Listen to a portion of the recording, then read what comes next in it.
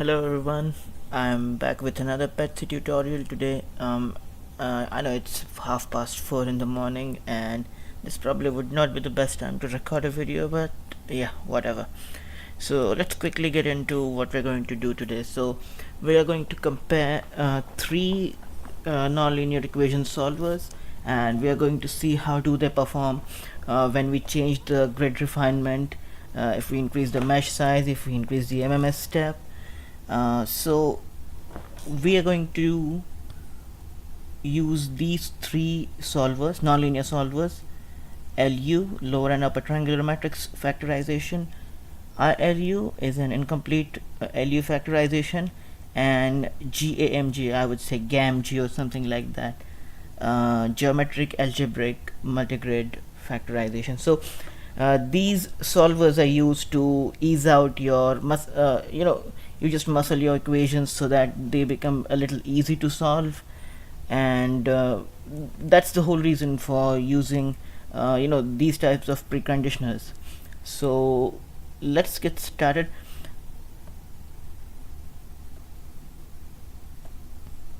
Oh, by the way, I would really like to explain what these factorization preconditioners do and how do they work, but right now that's out of the scope of this video, and I'm pretty sure you guys would be bored if I start talking about that. And I would like to get some more data about it before I start talking about it. Rather than passing on wrong information, I'd read through it once and perhaps create a separate video for how do these factorizations work. Well, you can drop a comment in the comment section if you want to have a video on that part.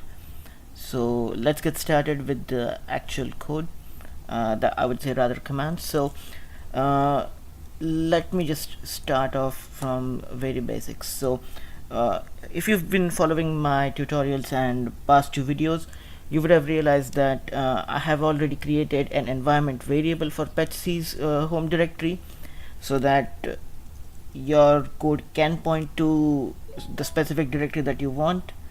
Give me a minute, I'll be back. Oh yes, so let's go to the directory where my petsc is installed, and let's redirect ourselves to the folder where we have the examples stored. So we'll go to src snes examples tutorials. Now I have a habit of listing down all the present files inside the folder, inside the directory. So let's build an example and let's see what do we get when we apply these solvers. So I'll build this which I already have built. Let's run this example with our SNES solvers. So we'll need to monitor the output. We'll be using a preconditioner. That's what we're trying to do here. Let's use LU. Now we actually need to output the log of whatever we are going to print. So whatever we're going to solve. So log view is essential, and then we will use an MMS step of 1. Let's see what does this output. Okay, this was quick, and there's a lot of data over here. So if you scroll up, this was the command that I executed, and here's the output. So this is the norm output. Now here's the problem size, here's the L2 norm error, and here's the infinite norm error. So what you want to do is you want to take a note of this line. You can perhaps copy it down to a CSV or an XLSX file and store that for later use. I would say store it some or the other way, just so that you can retrieve it later. So the first takeaway from this video would be store these three values. And moving on, the next value that you want to store would be you see this warning box. and after that you see a ton of parameters being splashed down on your screen. What you want to do is go to the SNES solve line and copy down the third parameter. So the first, this is the second, and this is the third parameter that you want to copy down, along with the other three parameters that I mentioned. Yep. So what does this parameter mean is it gives you the time it took to execute the command that you entered. So yeah, if you can verify that this is the event, this is the count of the event, and this is the time required for that event to execute, along with these three. So you have four parameters that you would be noting down, apart from the type of preconditioner and the Krylov subtype, if the preconditioner has a subtype. So once you store these four values, you would require to change the parameters inside the command that you're going to pass. I know this may sound a bit quick, and I may not be explaining a lot of stuff, but follow along and you may understand what we're doing. So as I mentioned, SNES monitor, PC type, and log view are required here. So PC type is what we're trying to focus. I spoke about PC type in my last video. Go check that out if you have missed it. And I have also spoken about a parameter called DA refine. So what DA refine is doing is it is trying to refine your that's very obvious. Refine your problem. It is trying to divide your grid. I would say not divide, it's trying to refine your grid to double its size, quadruple its size, and how you do that is you use this DA refine command and pass it some numerical parameters. So when I say DA refine of 1, it doesn't mean that multiply the grid 1 times or scale the grid 1 times. It means multiply, I would say scale the grid in 2 raised to 1 times, as in 2 to the power of 1. So whatever you pass here is going to be exponent of 2, and that will be multiplication factor for your grid. So if you pass 2 here, your grid will be quadrupled. If you pass 3, your grid will be octupled. If you pass 4, I've run out of Latin names, so it would be 16 times. So let's start with 1. Again, all you have to do is run this command and copy down these values. So the n is the problem size. If you see the earlier one, we had no DA refinement. When you say no DA refinement, it means 0. So you scroll up, you see earlier there was no DA refinement, so the problem size was 16. The L2 norm error was 4.24 to the minus 13th, that's very small value, and infinite norm error was 8.5 into 10 raised to minus 13. So if you go down now, so now the problem size has increased and the errors gotten reduced because you have refined your grid, which is passed to the multiprocessing program. But then when you have your problem size is increasing, you will have to compensate with something, and what you are compensating here is the time required to execute the program. So here you have 8.27 milliseconds, and the earlier program took 6 milliseconds. So there's not much of an increase when you double the size. It's essentially 2 milliseconds of increase in the execution time. But when you go up and above these values, you would realize the time taken to execute a simple command would be a lot. So let me just show you what happens if you go to an extremity. When I'm doing this, I recommend you not to go to a DA refine of 7, which means that you're going to scale your grid 128 times. If you're running a Linux environment on a virtual machine, please do not do this. And if you're running a Mac, I'm not sure I guess Macs use i7 processors, but I'm not sure. I would say stick to ADA refinement, capping at 5 or 6. Do not go to 7. Right now I have a good machine that can handle a DA refine of 7 and a video editing itself, video editing as well. So I can go ahead and sacrifice some resources. It would take some time to execute, but I highly recommend not doing this if you don't want a program to crash. It's not going to cost you anything. It's going to just spew out some red lines. So yep, so it took 10 seconds to execute, and we had milliseconds when the refinement was in ones or doubles or quadruples of the actual problem. And you can see it's 148,225 size of the problem. The error is somehow increased, so this is something strange. And in fact, both the errors have increased from the double or quadruple sizes.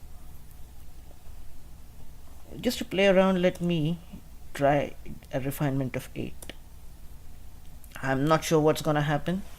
I'm not sure if the program crashed. So MPI, the multiprocessing subroutine, aborted the operation because the load was too much for it, I believe. I'm not sure if you know what this error means. You can comment down. Even I'm learning Linux environment, I'm new to it. You can tell me if there's something wrong with that I'm doing or something else is happening. We can have this collaborative learning environment. Let's just get rid of this. So what I want you to do is, I'm not going to bore you with this video. You would be running SNES monitor of a preconditioner type LU. You're going to log out it. You're going to choose an MMS of your size. I would say you can use MMS size 1, because I've tried MMS size 2 and the error values are not that different. So once you get MMS 2, the errors are very in close proximity of each other, and that may cause a problem when you're trying to plot the performance of every solver. So what I want you to do is start with a DA refinement of 1, go ahead with 2, 3 and 4. Doing this, you will have 5 values, as in the 4 DA refinements and the one without any DA refinement. So this plain command, you can pause the video, copy this command. Even perhaps I would copy down this command in my description of the video. So this plain command, along with it a DA refinement of 1, 2, 3 and 4. You have to run this one after the other, and once you do that, you would change the preconditioner type to ILU, and now you need to specify a Krylov space subtype which goes by the name KSP type, and we would be using gmres. I'm sorry. So, and we'll be also outputting the log view, and we are going to pass an MMS value of, let's say, 1. Now I do not have any refinement on this one. Let's see how does ILU perform without any refinement. There we have it. So we'd be noting the problem size, the error, both of the errors, and you have to remember this warning box. If you get confused, I know it's really confusing when you have a lot of things going on your screen, but you can remember this warning box as a hook, and this SNES solve third parameter is the time that you want to consider. And again, you'll be doing the same thing that I mentioned with edu. You will be using a DA refinement of 1, 2, 3 and 4. Once you do this, all that you're left with is the third and the last solver that we are considering. That would be GAMG, not all uppercases, so it would be GAMG. So once you run GAMG, I'm gonna make sure that I copy down these commands so you don't have to pause the video and follow along and type them out. So you don't see a lot of differences without any refinement, and that's pretty obvious. Once you start giving some refinement inputs, you would see uh, these preconditioners. They are a bit different, and they have different performance measures when the problem size varies. And once you complete this exercise, I would have you save everything in a .csv or a .xlsx file, so that you can use that thing to create the graphs or plots, whichever you want. So let me pause the video here. I have already created a an xlsx file where I have stored all of my data. I'll pull it up and I'll show you what we can do with it. Alright, let me get to the file, and here it is. So I have stored all of the preconditioners, the problem sizes they output, the L2 norm error, the infinite norm error, the refinement value, and the time that it took to execute. So you can maintain a table like this. I have done it for 2 MMS values just for my own sake. You can stick with MMS equals 1 or MMS equals 2. You don't need these secondary values as well. Let me just get rid of them as well, just to clear out any confusions. Alright, so now we're trying to focus on these parameters over here. The problem size, as you know, increases when you increase the refinement. No points to guessing what these values actually are. This is 4 square, this is 7 square, this is 13 square, 25 square, and so on. So let's get these error values in a Python code, and let's plot how do these preconditioners change the problem. That's what we're trying to do. We're trying to analyze how your program is going to change when you apply a different preconditioner. So I'm using matplotlib with Python 3. You don't have to use Python to plot the program, plot the outputs. You can, if you're doing it on Excel, you can just simply get the Excel's data ribbon and plot the graphs out of it. It's fairly simple, and I don't think there would be any necessity to use matplotlib. I just wanted to keep everything in code consistency, so I've used matplotlib. So what we're trying to do here is we're trying to understand the difference that a preconditioner makes to the solution of a problem. Now these solvers have output something, and we've noted the output. I know some of you programmers out there would be raising your eyebrows. Hey, you just created an XLSX file. Why do you need to copy the data in a hard-coded fashion? I know it sounds weird, but we're not here trying to prove how we can code well. If you want to create a program that reads from your CSV file and copies the data over here, you can very well do that very easily. But we're trying to understand how these solvers work, so I did not find any necessity to create a CSV reader or an XLSX reader and then getting the data from it. Well, moving on, let's see what the code actually does. So I've created this nice little size list. You can add more points to the variables if you want. That would give you a better understanding of the program, of the solver. And I have created two different plots here. One would be the problem size against the error, and the other would be the time required for the solver against the error. So let's just quickly run this code. Now this would now they call this work precision diagram. So if you see, the black line is LU solver, the blue line is ILU solver, and the red line is GAMG solver. So you can see that LU solver works pretty well against high problem sizes. The GAMG solver initially starts off bad. At some certain point it gets better, very close to LU solver, and ILU goes up a bit over there, but then ILU goes down and GAMG goes up. So you can run your own analysis out of it. You can make a comment on this one and try and understand how these solvers actually work. This was the first plot that we get, and this is the second plot. So when you're trying to plot time, you may get these distinct values, these distinct graphs, because every solver would take a different amount of time to plot. I would say not plot, solve the problem, and that's why the plot would be a bit distinct, because the solution time is a continuous variable. It's a continuous quantity, so it can take any value, and to map it to a timeline it would be a problem. So be ready to have these kinds of graphs when you're trying to plot time against the error.